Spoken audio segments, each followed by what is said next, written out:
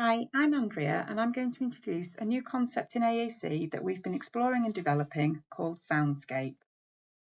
Before I describe what this is, I'd just like to go back to where this project began. So I'm a speech and language therapist and work predominantly with children with complex needs. Like I'm sure many of you, I felt frustrated seeing the challenges faced by Symbol AAC users and seeing the high rates of abandonment of AAC. This inspired me to look back to the history of AAC and look at the things which have and haven't worked and wonder if we could explore new ways of generating language. So if you were creating an AAC system from scratch, what would your priorities be? Hopefully you'll all agree that the number one priority needs to be that users can say everything that they need to say. In addition to this, a system needs to be easy to teach, learn and use. Obviously, the term easy is relative, and what might be easy for one person might not for another, but this needs to be considered. And a system needs to lend itself to having a smooth transition to literacy for those users who may choose to go on to use text for their communication method. And it needs to be fun. So if we ask whether current Symbol AAC systems do all of these above, I'm not sure that they do. So now if we think about how children learn to communicate with speech versus how children learn to communicate using Symbol AAC, this is what gave me lots of ideas for Soundscape. So for typical speech development, children go through these phases. They begin with the auditory discrimination phase of listening to voices and starting to chunk the heard speech into phoneme strings. Then they start to explore this by themselves, making phonemes and building up strings of phonemes, so in the babble phase. They then start to use these phonemes interactively, so they may do turn taking and intonation. These may not be intelligible words, but it will still sound like a conversation. And then the phonemes start to be used in specific contexts, so things like all gone and boo, or the animal noises. And then they gradually refine these use of the phonemes and they start to sound more like the words that we can recognise. They make natural phonemic errors whilst doing this, and they self-correct through trial and error of decoding and encoding phonemes.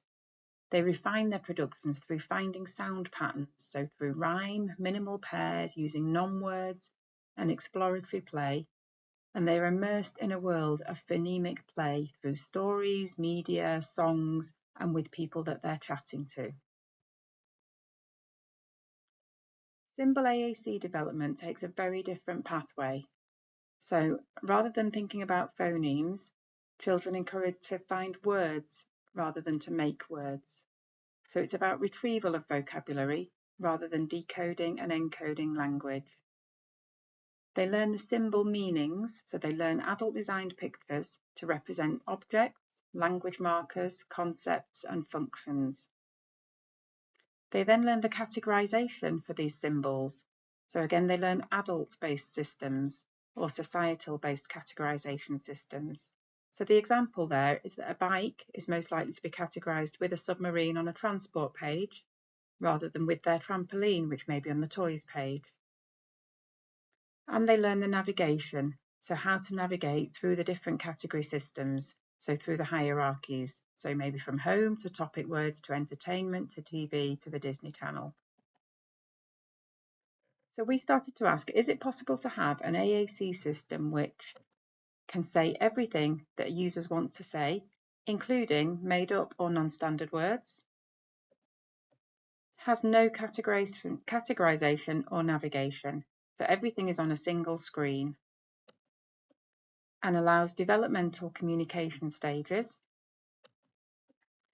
and can have a self-created rather than adult-designed interface. So our proposed solution to this is Soundscape. This is a 2D phoneme image map which can be used to communicate. The images can be arranged on paper or on a screen and can be spoken when selected either by a partner or by the speech synthesizer. The images representing each phoneme are chosen by the user.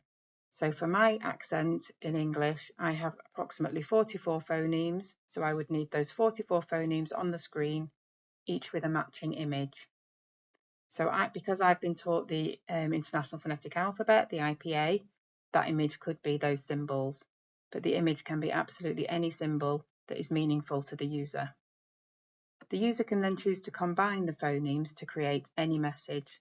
So we all combine those 44 phonemes to create any message we want in speech, and they would be able to do that with the phonemes on their screen or on their paper.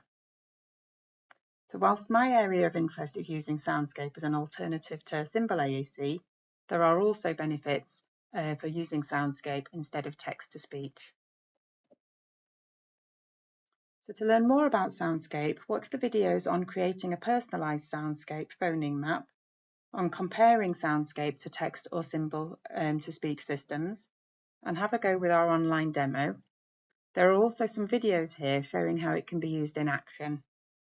And please contact us if you have any questions or comments. We'd love to have your feedback. Thank you for listening.